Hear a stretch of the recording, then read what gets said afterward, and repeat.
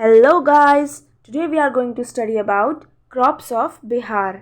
आज हम जानने वाले हैं बिहार की फसलों के बारे में, जो कि हम याद करेंगे अपने ट्रिक की मदद से।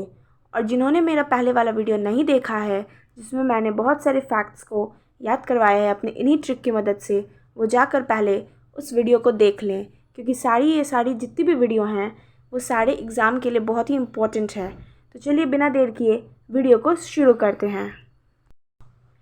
इसके पहले कि मैं ये वीडियो स्टार्ट करूं, मैं एक चीज़ क्लियर कर देना चाहती हूँ कि ये जो डेटा है वो 2023 का अपडेटेड डेटा है। लेकिन अगर आपका एग्ज़ाम 2024 या 2025 में है तो आप इसे अपडेट कर लें, क्योंकि ये डेटा जो है कभी कभी चेंज हो जाता है। तो चलिए सबसे पहले हम लोग मैप पे डिस्ट्रिक्ट देख लेते हैं, जिसके बारे में हम लोग आज पढ़ने वाले हैं। तो सबसे पहला आता है रोहतास। तो सबसे पहले आप मैप में रोहतास देख लीजिए।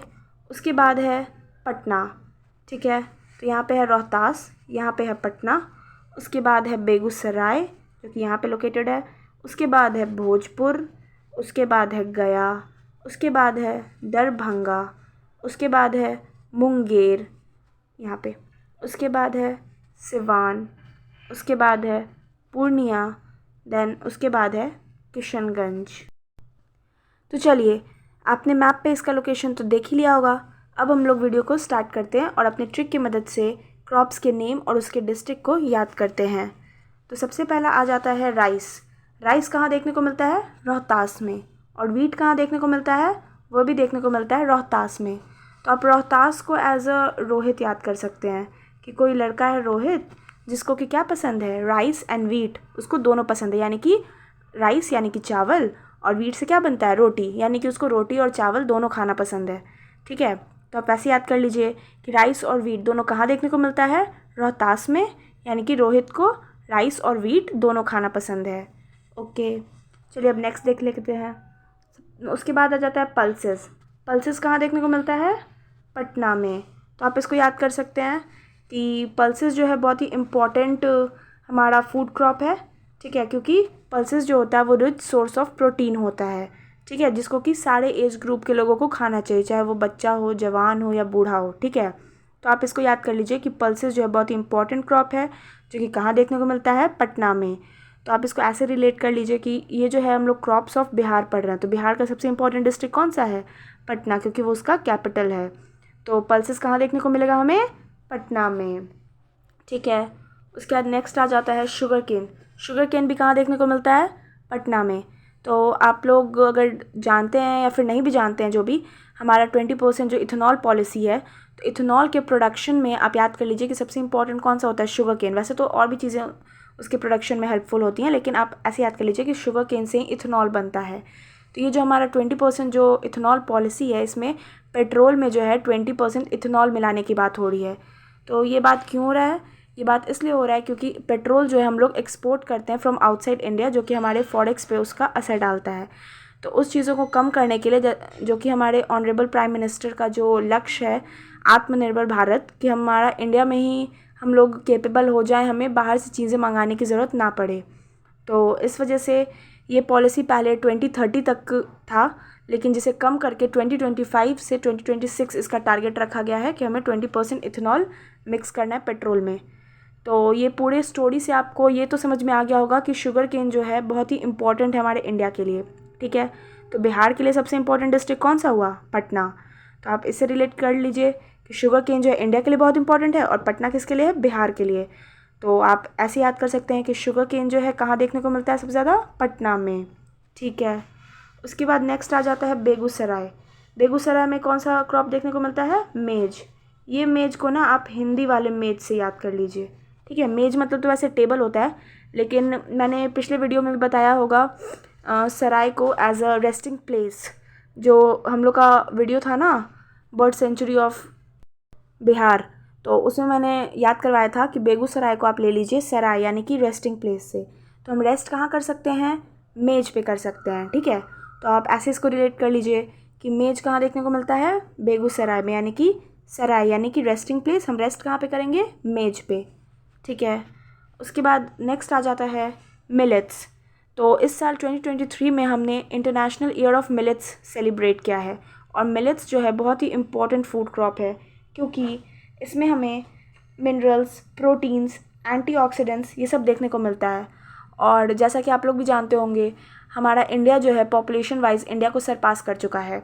तो हमारा जो है बहुत ही ह्यूज पॉपुलेशन है, और ये ह्यूज पॉपुलेशन का जो है फूड सिक्योरिटी को फुलफ़िल करने के लिए हमें मिलेट्स की बहुत ज़्यादा आवश्यकता है, क्योंकि मिलेट्स जो है बहुत ही कम पानी में भी इसका प्रोडक्शन हो सकता है, और ये हेल्पफुल है हमारे इंडिया के इतने बड़े लार्ज पॉपुलेशन के फूड के इनसिक्योरिटी को फुलफ़िल करने में।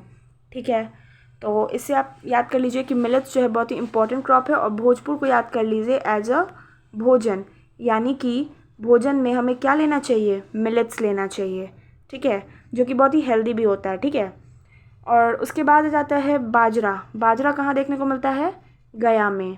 ठीक है, तो हमारे बिहार में सबसे ज़्यादा गर्मी कहाँ पड़ता है, गया में। ठीक है, तो आप ऐसे याद कर लीजिए कि बाजरा, बाजरा नाम से ही लग रहा है कि कुछ बहुत ही स्ट्रॉन्ग। ठीक है, बाजरा यानी कि बहुत ही स्ट्रॉन्ग कोई पर्सन है। ठीक है, तो गया में सबसे ज़्यादा गर्मी होता है, तो वहाँ के जो लोग होंगे वो बहुत ही स्ट्रॉन्ग होंगे, क्योंकि उनको इतना गर्मी जो है वो मतलब बर्दाश्त करना होता है। तो आप ऐसे याद कर लीजिए कि बाजरा जो क्रॉप है वो सबसे ज़्यादा कहाँ देखने को मिलता है, स्ट्रॉन्ग जगह पे, यानी कि कहाँ पे, गया में। ठीक है, नेक्स्ट आ जाता है फ्लैक्स सीड। ये कहाँ देखने को मिलता है, दरभंगा में। तो आप ये फ्लैक्स सीड का जो है सीड को आप ले लीजिए। ठीक है, एज अ ट्रिक। सीड से ही हम लोग जानते हैं कि प्लांट बनता है, तो उसी तरह से जो छोटा बच्चा होता है तो वो उसको आप एज अ सीड ले लीजिए, छोटा बच्चा को। ठीक, तो सीड और छोटा बच्चा सेम है। ठीक है, और जो छोटे बच्चे होते हैं उसको किसी बात का डर नहीं होता है, तो आप दरभंगा से ले सकते हैं कि डर। ठीक है, जो छोटे बच्चे होते हैं उन्हें किसी बात का डर नहीं होता है, उनको जो चीज़ मना किया जाता है करने के लिए वो वही काम करते हैं। तो आप ऐसे याद कर सकते हैं कि फ्लैक्स सीड कहाँ देखने को मिलता है, दरभंगा में। ठीक है, सीड और डर इसका कॉम्बिनेशन आप बना लीजिए। ठीक है, उसके बाद नेक्स्ट आ जाता है टोबैको। टोबैको कहाँ देखने को मिलता है, मुंगेर में। तो आप इसको याद कर सकते हैं, मैंने पहले वीडियो में बताया है कि मुंगेर में कैसी कैसी फैक्ट्रियाँ हैं, किस किस चीज़ की फैक्ट्रियाँ वहाँ फेमस है, गन बारूद ये सब चीज़ों की। तो आप ऐसे याद कर लीजिए कि जो लोग उस चीज़ की फैक्ट्री चलाते हैं वो टोबैको का यूज़ करते हैं, क्योंकि टोबैको तो अच्छी चीज़ है नहीं। तो ऐसे बस याद करने के लिए आप याद कर सकते हैं कि जो लोग उन सारी चीज़ों की फैक्ट्री चलाते हैं वो टोबैको का यूज़ करते हैं। ठीक है, उसके बाद नेक्स्ट आ जाता है कॉटन, जो कि कहाँ देखने को मिलता है, सिवान में। तो सिवान को भी एज अ आप याद कर लीजिए शिव। तो शिव आप याद कर सकते हैं कि शिव कोई लड़का है जो कैसा कपड़ा पहनता है, कॉटन का कपड़ा पहनता है। ठीक है, तो आपको ऐसे याद रह जाएगा कि कॉटन का क्रॉप कहाँ देखने को मिलता है, सिवान में। ठीक है, उसके बाद नेक्स्ट है जूट। जूट कहाँ देखने को मिलता है, पूर्णिया में। तो जो जूट हमारा क्रॉप है इसको बहुत ज़्यादा पानी की ज़रूरत होती है प्रोडक्शन के लिए। इसमें जो हम लोग 120 से 150 सेंटीमीटर तक रेनफॉल हमें चाहिए होता है, और इसमें टेम्परेचर हमें 20 डिग्री सेल्सियस से 40 डिग्री सेल्सियस तक टेम्परेचर चाहिए होता है, यानी कि टेम्परेचर हमें ज़्यादा नहीं चाहिए लेकिन रेनफॉल हमें इसमें ज़्यादा चाहिए होता है। तो बिहार में अगर देखा जाए तो सबसे ज़्यादा बारिश बिहार में हमारे ईस्ट साइड में होता है। अगर मैप पे देखें तो ये वेस्ट है, ये नॉर्थ है, ये साउथ है और ये ईस्ट है। तो ईस्ट साइड बिहार में सबसे ज़्यादा बारिश होता है।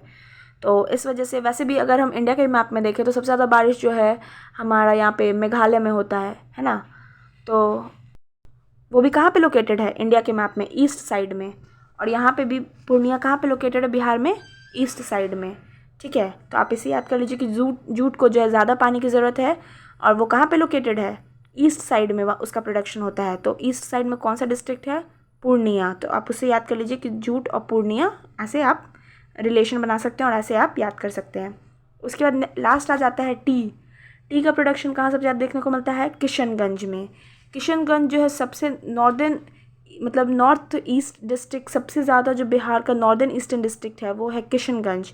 ठीक है, और टी का भी सबसे ज़्यादा प्रोडक्शन इंडिया में भी अगर देखा जाए तो वो असम में होता है। वो भी नॉर्थ ईस्टर्न डिस्ट्रिक्ट ही है, सॉरी स्टेट है, नॉर्थ ईस्टर्न स्टेट है, लेकिन किशनगंज यहाँ पे बिहार का क्या है, नॉर्थ ईस्टर्न डिस्ट्रिक्ट है।